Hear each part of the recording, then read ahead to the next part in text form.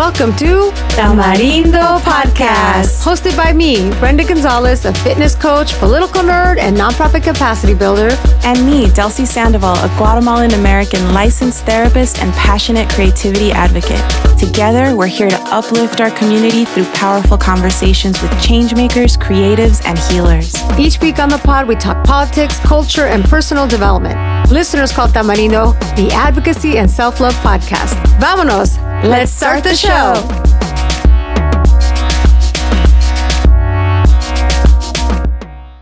On this episode, we talk to Rocío Medina van Nierop, a trailblazing figure in the tech industry, serving as the CEO and co-founder of Latinas in Tech, where she leads efforts to connect, support, and empower Latina women in the tech sector. Before that, Delcy and I catch up on what we've been watching, what we think about the importance of nurturing friendships, and what's inspiring us this week. Enjoy the show. Hello and welcome, Tamarindo listeners. Hi, Brenda. Hi, Delcy. How are you? I'm doing well. I'm so excited to talk to you. I feel like it's been a minute. We had a really great hangout this week, but it feels like ages ago now. Yes, Delcy, you and I had the chance to go see Problemista. Let me tell our listeners a little bit about this movie that you all need to watch right now at a theater near you. This is the story of an inspiring toy designer from El Salvador who has only 30 days to lock down a New York work visa. And the way he does it is by working with a nightmare art critic. And this is amazing because it is written and directed by Julio Torres, who is obviously Latino. He's from El Salvador. And it was just such a fantastical world. I loved it. What did you think of the film, Delcy? It was so cool. It was like a really surreal way of telling this story. And Tilda Swinton, I think, brought something really special to this multi-dimensional character. And there was so much nuance to the immigration story. I thought it was really well acted, really well thought out, really unique screenplay. And it was awesome that we got to see it in this room filled with other people who are also creative and interesting. It was just wonderful. Yes, lots of past Tamarindo amiguis were in the room. Yes, so special. So y'all, this is just our plug for this film. We got to support our Latina creatives, and it is a great story, very different, which I thought was very refreshing. And when you all watch it, you will absolutely love, I think you'll love Julio's representation of Craigslist. I thought that was incredible. I've been talking about that all week, trying to explain it to people. It's so perfect. Now, Delcy, what else has been on your mind? Yeah, let's talk about it. Oh my God, there's so much that I've been thinking about. I don't even know where to start. I want to say that my little sister surprised me coming down. She lives 10 hours up north and she came down to visit. And now the three sisters were together for the first time in a long time. And last minute, we all decided, what if we just go watch Madonna? Amazing. We had no plan. This is the next day and we just scrambled, canceling things and moving things around and going. And I have to say, I was totally blown away by that show. And I'll talk about it more later, but I just want to say all of my thoughts about what these kinds of shows could be, and just all the nods to all the important cultural relevance, like the AIDS epidemic and supporting all of the, queer rights during the Stonewall riots and so on. She did a good job of kind of integrating those stories into the music. So I was super blown away and I loved it. Oh my gosh. I have major FOMO because I also was offered a Madonna ticket, and I regret that I was like, I have to work, because I had to work. So boo to that. I actually had to work this week, so that goes in la basura early. It's the fact that my jobs with an S made me work this week. Boo. Now, I know you've also been thinking about amigas and friendship. Tell me what exactly is on your mind when it comes to friends? Yeah, you know what? I've been reading a lot on friendships because you and I have been talking about it and it's been on my mind. And I was reading this article that was on the Wall Street Journal that was talking about platonic relationships, specifically in the context of understanding them as being completely separate from romantic love and having their own special spark. And one of the things that was really interesting about the article is that it focused on how much friendships create physical well-being, mental health support, can really help with lowering the risk of premature death even from just having friendships. And I thought about you and I are always talking about how difficult it can be to make real friendships after a certain age. What has been your experience there? Well, I mean, I would say that I have observed that different like things contribute to how your friend group evolves and molds. I've been very lucky because Jeff and I moved to a different part of Los Angeles. And if you all know Los Angeles, literally proximity is everything. And being just a little bit closer to this part of town has made it possible for me to hang out with this group of women that we've been friends and been in each other's orbit for a while, but it really kind of glued together and we all went to a bachelorette. But the beauty is that we're all very close by, and so we're often like supporting each other and going to each other's events, whether it's someone's baby shower or like one of them DJing, because there's a lot of creatives in this group. The other thing that connects us that we're big natural wine fans. So we call ourselves the wine cult. And it's been such a beautiful like group of women to have. And so I've observed that like wow, like we've been so supportive, and I wonder if it's because I'm probably on the younger end. These are all women in their 40s, and we're just sort of like beyond the bullshit. And so that's been really energizing, and I've been feeling really good about that. And then of course just kind of reflecting on it was sort of like not our primary intention to cultivate friendships with our event, but it ended up resulting in that. And I love to see that folks are hanging out beyond it. And it's a beautiful thing. And it made me really feel like, wow, the event that we're planning is so timely, because I think it's hitting what a lot of us need, is just to kind of fill our cup with friendships and people that are supportive, because life in this world is a little bit tough. And so we need each other to lift each other up, to tell us how it is, to be transparent and be honest. And yeah, I have to say that I truly do believe that it adds to years to our lives to have healthy, thriving friendship, amiga relationships. I totally agree with you. And I think one of the things I've been realizing lately is that you need new friendships too, people who challenge you, who bring new perspectives, right? It sort of balances out. So let's talk more. Tell for people who haven't heard about the event, Brenda, maybe tell them where they can come. Yes, yes, yes. So if you are local to Los Angeles, and if you stay tuned, I have another cool event to tell you about that's not in Los Angeles. But if you happen to be close to Los Angeles, and look, let's be honest, you got to be close to this particular part of Los Angeles, because Los Angeles is big, like we said. So this is in Highland Park. It is at an independent bookstore called the Pop Hop, which has been our go-to partner for events. We're having an event. It's called Amigas Blossoming, March 28th. We want to see you there. You've seen it on our socials. You can go to our website, go to Tamarindo Podcast /events to get more information. We want to see you there. And if you are listening from New York and you're like, dang, I wish I could go to that. Well, let me tell you about something super cool that I wish I could go to. This is actually the day before. So there is a great event happening in New York. It is through our amiguis, Latina to Latina podcast and Poderistas. This is happening on March 27th in Brooklyn, featuring the famed author of Anita de Monte Laughs Last, Xochitl Gonzalez, and host Alicia Menendez. We've added all the details to register for this event in the notes of this podcast. So, and also the same for our event that's happening on March 28th. So please sign up for both of these. We would love to see you all there. So I told you about these events. Delcy, who do we have today? Yeah, let's talk about who we have today. It's really exciting, especially if you're interested in tech. In this episode, we talked to Rocío Medina van Nierop. She is really a trailblazing figure in the tech industry. She serves as the CEO and the co-founder of Latinas in Tech. She leads efforts to connect, support, and empower Latina women in the tech sector. So if you're interested in technology, if you're interested in what Latinas are doing in tech, this is the episode for you. Enjoy. All right, welcome to Tamarindo, Rocío Van Nierop. It's so nice to have you here. How you doing? Hi, Delcy. Thank you so much. I'm very well.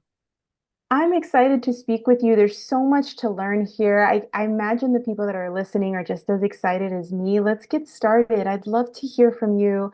Maybe you can share a little bit about your personal journey in tech and maybe what inspired you to co-found Latinas in tech.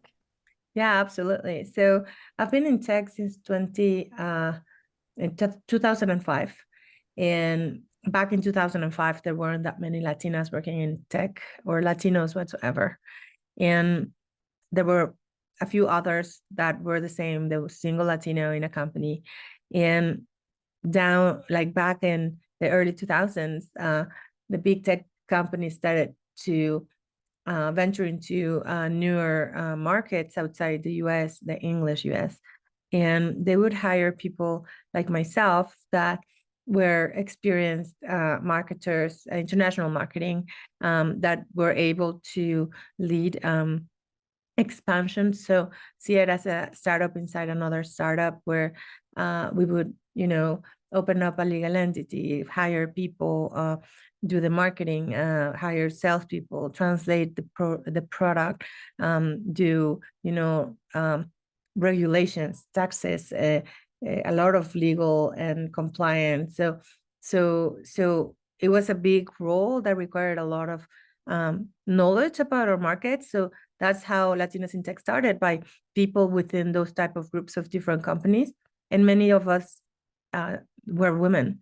And it wasn't that common to see another Latino, let alone a Latina. So we started getting together to exchange notes and exchange opportunities, like what payment methods do you use in Mexico, or Boleto in Brazil, or communications agency, or co-working spaces. So that's how we started. And then that group started growing and growing. More companies started having their own Latin and international teams. And that's really how it started. But then it didn't limit itself for only international marketing or sales or communications. It went into development, engineering, anything that what a Latino had as a role in a tech company, or a tech role of a Latino in a non or a traditional traditional company like retail, for example. Okay, so it sounds like you saw an opportunity to say, what if we got together and provided some of the ladders and the support and the information necessary to bring on board more Latin representation, specifically Latina representation in tech? I'd love to hear a little bit about what you find to be maybe some of the contributing factors for this underrepresentation in the industry. Well, there is always a little bit of an unconscious, not a little bit, an unconscious bias or very conscious bias, where you think that only people that are American can sell to Americans. That, like, if you sell apples to Mexicans, you cannot sell apples to Americans, and that's not the case. If you're you're an entrepreneur anywhere. If you're an expert on something, you shouldn't be like, they shouldn't box you into oh, you can only sell it to Latinos. So it was difficult to do that crossover for a lot of people, but it really was that, I think that opportunity of our Latinidad that welcomed us into the tech industry. And then it was our job, I call it La Caballa de Troya. It was our Troy horse, where we could enter and open more doors to many more Latinas and Latinos. Yeah, tell us about that initial dream. When you first started having the conversations and you were thinking of building this, what was the initial idea for how you might aim to address these challenges in the tech industry? Well, I mean, there wasn't an initial idea, because there wasn't an initial purpose, like what is the problem we're trying to tackle. It was a need that we had of exchanging information. It was like our safe spot where we could share what we were going through, and highlight. It was always very positive. It wasn't like, oh my God, I feel so bad. It was more like, okay, I have this challenge. How do I break into this challenge? You have done this 2 years before me in Colombia. Like it was a very friendly group in that regard. Like, there was no competition or self of, oh, I have that market first and you compete with me a little bit. No, but there was a lot of helping each other. And it was by seeing the traction that we had that we could see the necessity. So we were, I think, rather than an idea or a startup it was a necessity. It was a need that we happened to be fulfilling. So the more people that came, we could see that we were onto something. So we went from tens to hundreds to thousands, and today we've touched the lives of over 30,000. Wow, let's talk about those 30,000. Tell me a little bit about some of the folks that are a part of Latinas in Tech. What do you see in them? Yeah, so the vast majority of them are in the US. I mean, we were born in Silicon Valley, but now they are located anywhere in the US. We have 20. Man, I struggle telling you how many chapters we have because we had 21, but I think that at this very moment today, we're 23, and we might be opening a new one in the coming days. The new ones are San Diego. Man, I don't even know. They're going so fast. I need to check my emails because they are like literally opening right now. But I know that definitely San Diego is one. And we have 7 countries where our chapters are located. And it's really cool because, we started being Latinas in Tech is like Latinas are people from Latin America that are female that live in the US at first. And then we opened Mexico. And of course, in that case, it was a matter of gender rather than a matter of where you're from.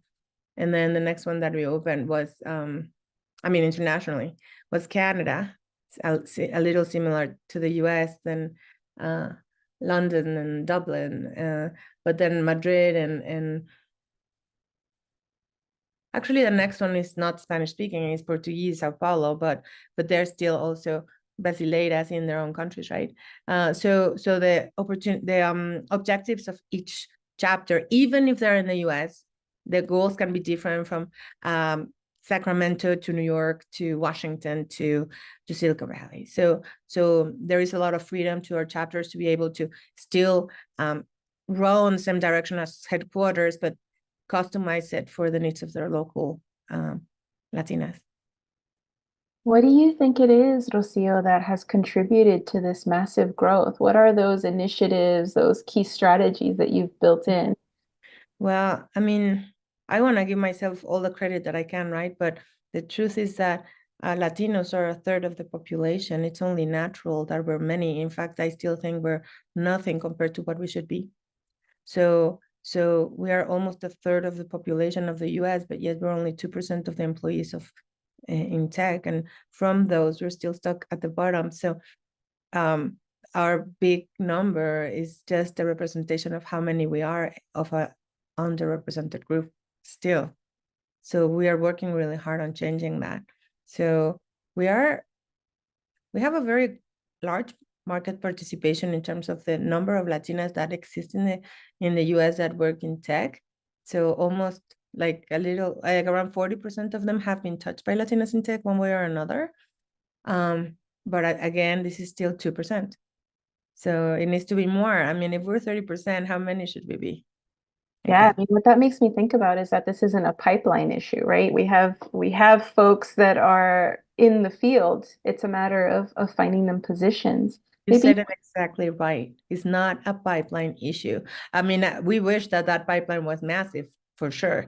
We wish that more and more Latinos graduate from STEM careers. Absolutely. But that doesn't mean we're not knocking on doors, that we're not wanting to be promoted. And the problem of invisibility is a big, real problem.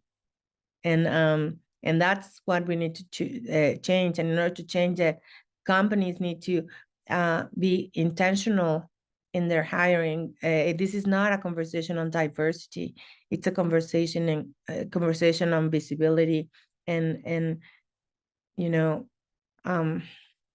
so white man, blue eyes that went to white man, blue eye school that has white man, blue eye group of friends on a network that wear the same suits, the same ties.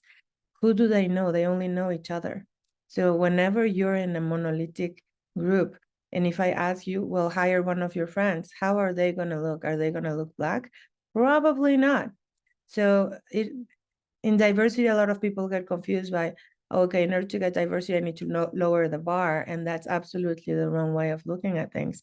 It's because of the invisibility. What you need to do is open your eyes and see that without lowering the bar, there's a lot more people that you just don't see. So it's not a problem of the pipeline.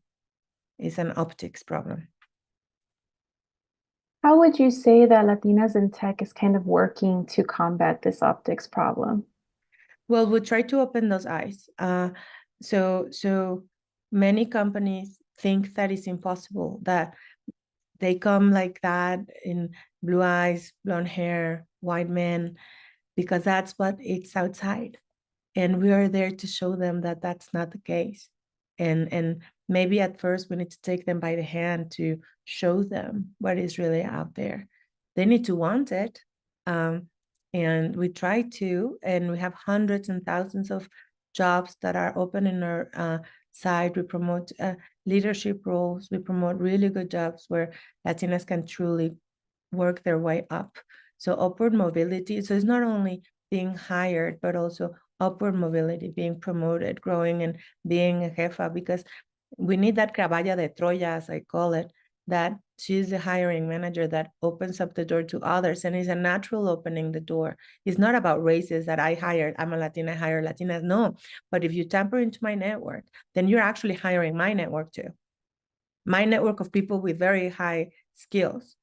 So we're not like a lot of people many years ago, they hear Latina, they hear the service providers, but we're doctors, we're masters, we're innovators, we're programmers, we're creators.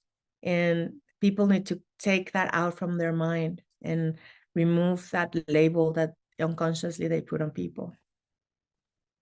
One of the things that I find really interesting about your process is that there's quite a few opportunities for mentorship and professional development as sort of a crucial aspect of your mission. Can you discuss maybe some of the programs, some of the initiatives that help create this kind of safe space environment?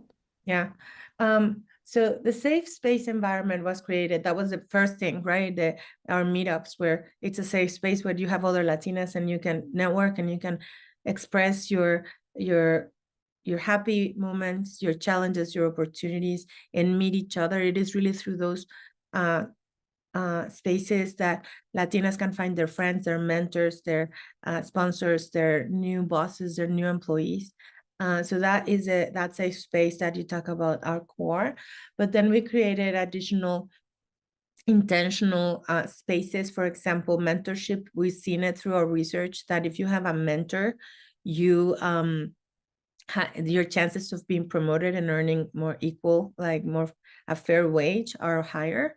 Having a mentor also enables people to be sponsors if they happen in your same company. So we created a mentorship program that uses artificial intelligence to pair Latinas with mentors.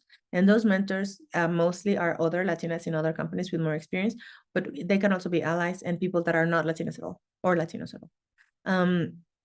We have an executive development program, and it's because many of us want to be promoted. We're exceeding our goals, but we are lacking the aggressiveness, as some people would see it, of asking for it.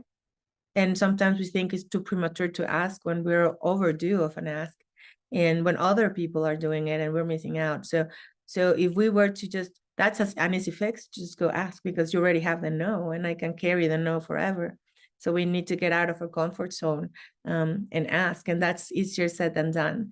That's why we have that program where we try to tackle problems that are inherent to our Latinidad that we can overpass, and we don't give them the recipe, but we allow the spaces for conversation, so that we put them situations and we let them discuss on how they would counteract that situation that happened at work. So, stereotypes that your colleagues might fall into, how do you navigate through them? Because many times the way you navigate an aggression or just an uncomfortable situation can make or break the conclusion and the consequence. So we have that, and also we focus on people that have growth potential and that are prevented of growth by some reason. So we try to figure it out, and we partner with the companies and the employee resource groups to detect what people it is and work with them really hard to enable that growth.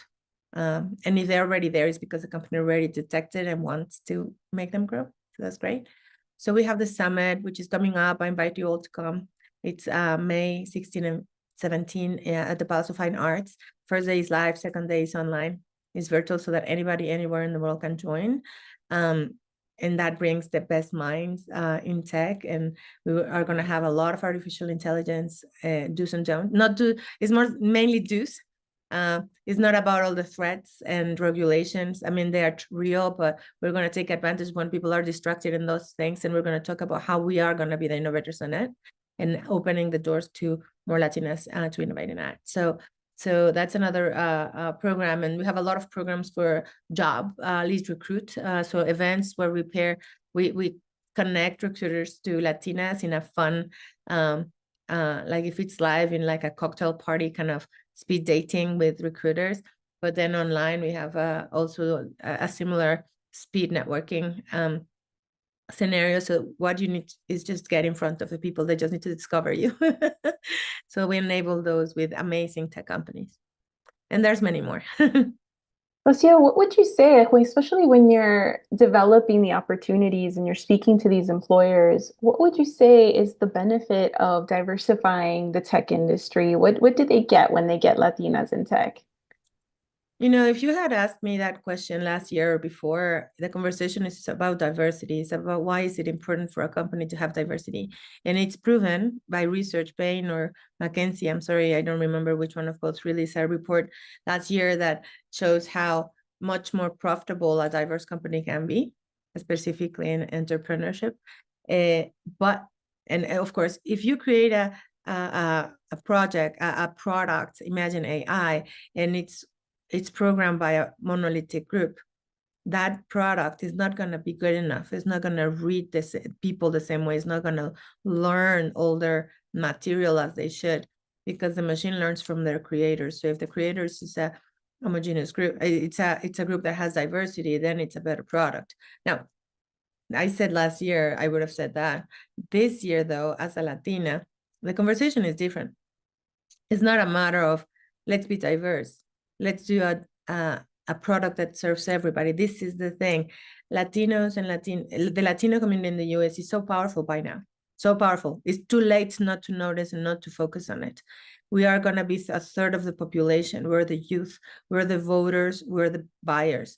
We hold $3.2 trillion of the economy. There's no way to erase us. We're legal. We're American. We're decision makers. So even if you don't have us at the decision-making table, we're still your buyer. If you were to remove Latinas today, the US would fall in the deepest recession they would face. If you want to still capitalize on American citizens, you need the Latino buyer. Target, Meta, many tech companies have as a primary buyer the Latino community. I'm not going to say all of them, but many of them. Multimedia, who goes to the movies the most? Who plays video games? Like, they want our dinero, but they are not employing us. So this is not a question of what is the human thing to do. This is a business thing to do. We're talking dinero, we're talking profits. So if you don't pay attention, you're going to be missing out very soon. So we need Latinos and Latinas in board of directors tables. We need them taking decisions at the top if you want to profit from our market. Otherwise, you're going to be eaten by the competitors. So the conversation changed a tiny bit. That's really interesting. I love how you put it, and it's so empowering to hear. I'm curious for you, in the time that you've been working on Latinas in tech, what has been the progress that you feel has been made, if any, and what initiatives are you most excited about for the future? So I believe that we have witnessed and been part of the evolution of the conversation of diversity in tech. And as I said, that was up until last year, where we talk about why is it important to include us. But now, like last year, the summit always holds our theme that it tells you about where the conversation is going. And it's been like inclusion, diversity, inclusion with purpose, and then let's get loud. That last year it was let's get loud, because it's not about you, the company, it's about us, because we're already there and we're still 30,000. Like, it's not a tiny little number. even if it's a little percentage, but let me show you what amazing things we're doing. We're going to get loud. We're not going to be the quiet Latina that doesn't speak up. Now we're going to speak up. And customers, like, does it make sense to put your money all the time in a place that is not doing good for your community? Like, do you still want to buy from a company that is based in Silicon Valley, where almost no more than half of the citizens in that city are Latinos, but yet less than 1% are in the decision-making table? Is this where you want to put your money? Like, companies need to worry about that thinking. So now that was a conversation last year. We're past that. Now the conversation is about you, business person. Do you still want to make money? Okay, while you figure that out, we are innovating. So this is where Latinas in Tech is. That's what keeps me up at night. That's what gets me excited, because we're moving from buyers to makers of technology. So while people are thinking about the getting worried about artificial intelligence and regulations, we're learning the engine, we're learning the innovation, and we're gonna come back with products that we're leading. So mark my words. So that's what keeps me excited. For those folks that are listening, going, you know what, I am a Latina in tech, or maybe I'm somebody who is fascinated by what's going on with new technology and the possibilities that AI can offer the world, and particularly in the medical field and all of these different industries that could be life-changing. And they want to know how to get involved. How can they get involved with Latinas in tech? How can they break into the tech industry? Thank you. That's a good question. And that's actually, it's a multi-level question. So how can you get involved with Latinas in tech? So if you already work in the tech industry and you're a Latina, register latinasintech.org. All of our programs are for free. Now, if you're an ally, please do come to us, because we need you. Like, there was a person that opened the door to the Troy horse. There was a person that is there to advocate for us, gives us security, allows us to keep shining and not deviate, to educate others whenever a remark has been made. We need allies, and allies can be mentors. Now, if you want to be a chapter leader, you can be the leader of many Latinas and open those doors for them at a massive level. So at this moment, we have about 140 chapter leaders in the 23 different chapters. So if you have not connected to your chapter, reach out to Latinas in Tech, take a look at our website. You can see all of the chapters that we have.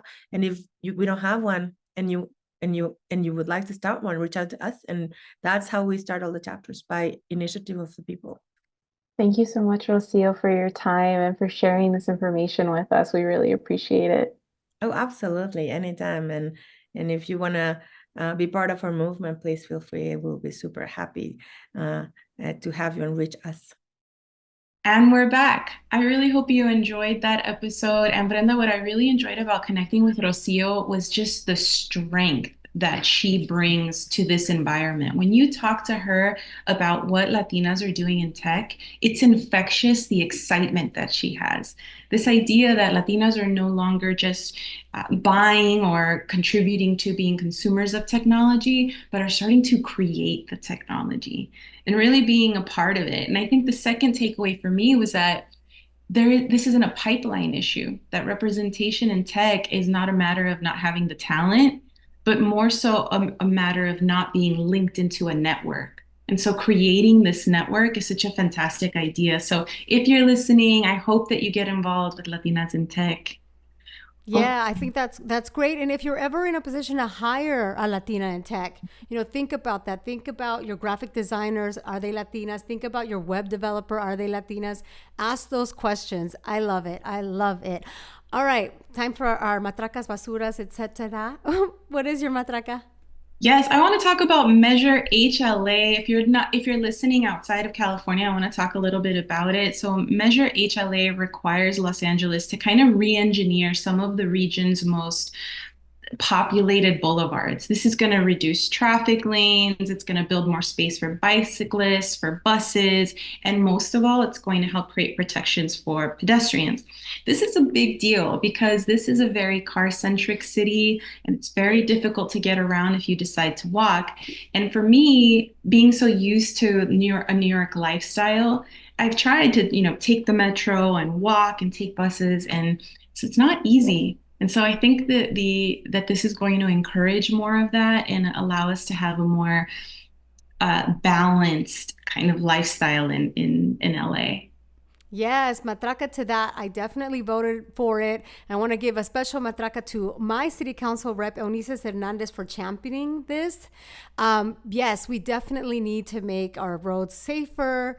As someone who loves to walk and also take public transportation and also ride my bike, it is scary out there, and it's literally like people's lives are at stake. So we really need to do something, and I hope it's the start of more. I think it's like the very few people that did vote. For the few people that came out to vote, they're sending a message, and that is that we need safer roads. And I think that's a wonderful matraca. I love that. My matraca is, in addition to seconding yours, I have to give some love to my frother. I don't know if I've given this love before, but it's changed my life. So I bought this little frother that it's like an instant little thing that you pour a little bit of milk and it like makes the foam, and it has saved me so much money. It has saved me like $6 a day, because truly what I was paying for when I go get my decaf latte, because I'm trying to reduce my caffeine, is like the foam, right? So if I can get my warm little foam at home, y'all, this is life-changing. I spent, I think, $30 on this, and every day it gives me joy. I did learn, here's a tip. I did learn that almond milk makes it froth like out of control. So oat milk performed a little better for my lactose intolerant amiguis out there. So many of us. So many of us. I know, and I know Anna Shayla, who is a contributor to this podcast in the past, has thrown in la basura the fact that we get charged $1 every time we ask for alternative milk. That is so rude. It is so rude. So rude. I'm excited and I want to try this coffee. So next time I'm going to ask you, next time I come over. Yes, absolutely. I will froth some milk for you. So, Yeah. now, what goes in la basura for you? Yeah, let's talk about it. Okay, so La Basura for me, I don't know if you all have been following what's going on in Texas, but they have had the largest fire in Texas history. This blaze has killed livestock, it's killed people, it's destroyed thousands of acres of land and hundreds of homes. And it sounds like this is a result of an energy company sort of neglect. And those are the allegations, right? There's no way to know just yet. But this is something that has been a problem for some time, contributing to, if you remember, wildfires in Maui and here in California. So I think it's time that we really pass some kind of measure that is going to make it a lot more difficult for these companies to skip out on some of these security guidelines. So basura to companies that are irresponsible with our environment. Basura. Mm-hmm. Big time basura. Well, my basura is kind of like to this energy, I suppose. So as I mentioned, my little wine cult group, we have this very active text group, and last time when Biden ran for president, I mean, we were like so energized. Not that we loved him, but we were like, let's not get Trump elected. We were so about the election and just like really still fueled from the anger that we had when we had Trump as a president. And I still remember, we know we didn't know the results right away, right? It took a little bit later, but when we did know the results, I remember the joy, the great weight that was lifted, and just thinking, oh, thank God that orange Cheeto is not our president. And it's just really frustrating to feel that now, 4 years later, I feel myself locking my jaw, right? I feel myself feeling tense. A lot of the same feelings that I had those 4 years under Trump. And I'm feeling that a little bit towards Biden. And I know we don't all, I have never loved Biden, but for me, it was about what it represents to elect someone that at least is sort of receptive to a lot of the issues, and definitely is not out there reversing the rights for trans people, for people that need abortions. There's a lot of differences. It's just incredibly frustrating that we're here again and we have to reluctantly hold our nose to this president, and he's not making it easy. So I would say that my basura is just to like the icky feeling that we're all going to feel now and through November. And no matter who wins, it sounds like we're still going to have some major problems. And it's really, really sad. So that's my basura. Nothing inspirational out of that, just more frustration. I mean, I think what it says to me is that it's time for more people to get involved in politics, right? It sounds like we really need some folks to step up and be an option here. And the fact that we don't have any options, I think, is a symptom of maybe not having enough representation in Congress. So if that's something that suits you and you're interested, there are lots of orgs out there that help prepare people for careers in politics. So more power Yes, to we you. need you. We need you. We need you. We need you. Now, to counter all that, what's your inspiración? Okay, I want to go back to talking about Madonna if I can. Yes. You know, one of the things that was really amazing that she said yesterday in this concert was, you know, that all of this controversy that has surrounded her career for so long, right? Controversy with the Catholic Church and controversy with all kinds of things, specifically sexuality, right? And yet what she found to be the most controversial so far has just been the fact that she has aged and that she continues to have a career in the spotlight as a woman who is aging in front of the camera, right? And she's like, the most controversial thing I've done is stick around. And it was just so empowering to hear, especially for people who are in creative fields, to think about the longevity of being able to stick around. And it's true, if you think about who Madonna's peers were, right? Prince and, you know, Tupac and Keith Haring and all of these people that we know, Michael Jackson, Madonna is still here. Right. And there is something to that, pop culture wise and really influencing so many generations of people. And one thing I realized at this concert was that it was a really diverse room. All kinds of people were represented and really inspired and dressed up, and the mood was really exciting. So that is really inspiring to me. Oh my gosh. I love it. I love it. I love it. I love it that the most controversial thing that Madonna has done is that she's still around. Yeah. And that she dares to be a woman, an older woman that's doing things. What better inspiration is there to that? Matracas and inspiración, whatever, all of that to Madonna and her legendary career. Brenda, ¿qué te inspira? Maybe I'll do that. Maybe I'll do that. I think that, man, that's so great. I'm going to say, wow, I wish I had said yes to going to Madonna, and amazing that you got to go. I would say maybe today we're recording on International Women's Day, and it's just so wonderful to like get all those congratulations because we are all doing the damn thing. So felicidades to all of you. This is your month. This is your day, even if you're listening to this not on March 8th.